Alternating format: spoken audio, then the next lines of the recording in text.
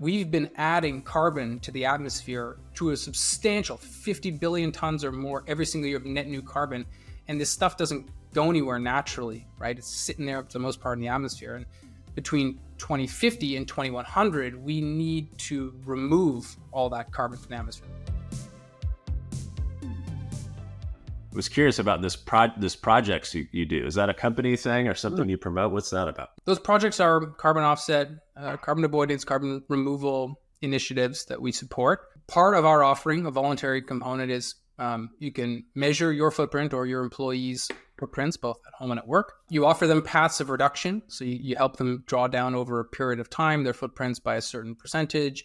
To a degree you're interested, you're able to also fund carbon removal. So the idea is, let's say we calculate my footprint to be 15 tons.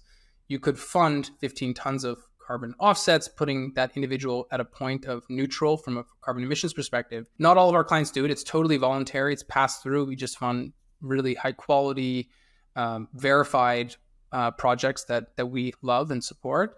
But I want to be clear that for anyone listening who's thinking about offsetting, that the calculate and offset is an incomplete strategy. That's not a climate strategy. That's two steps of three. The really important one is the middle, which is the path of reduction.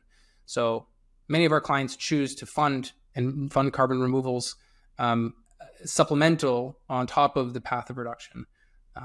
So if you check out that tab on our site, those are the ones that we support currently, but we're constantly adding and evolving based on member feedback on what everyone's excited about. You know, when you were talking, I was thinking about a few things. One is you've got reduction, then you've got literally things like carbon sequestration, right? You got materials that are actually ingesting carbon, but then the one that still rubs me the wrong way a bit is offsets and paying for offsets. I feel like that's a cheat code.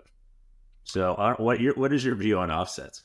They're critical to our path of success. They're one of the only carbon financing solutions that really work. So I think we need them.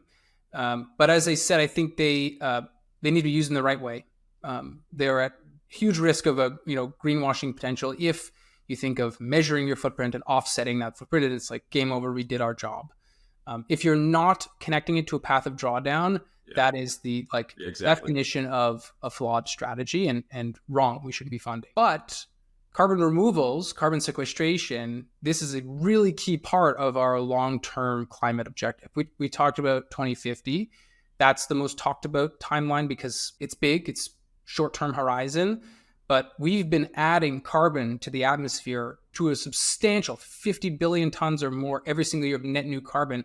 And this stuff doesn't go anywhere naturally, right? It's sitting there for the most part in the atmosphere. And between 2050 and 2100, we need to remove all that carbon from the atmosphere. The 2100 target doesn't get talked about as much because it's still future. Because most people won't be alive that are paying attention to it. Yes, unfortunately. That period of time, we need to be funding carbon removals. We need to have a really scaled carbon sequestration strategy. So to your question of do we like offsets, high quality offsets, accredited ones, additional, so make sure that they are high quality in nature. There are different types, right? So there's carbon avoidance projects that are losing more and more of the, let's say, market share. And the carbon removals, the one that actually suck carbon from the atmosphere in a very measurable way, those are a really, really key part of our collective strategy long term. So we do need them, and we need to shift the narrative to funding the right projects, not any project. Yeah, that makes a lot of sense.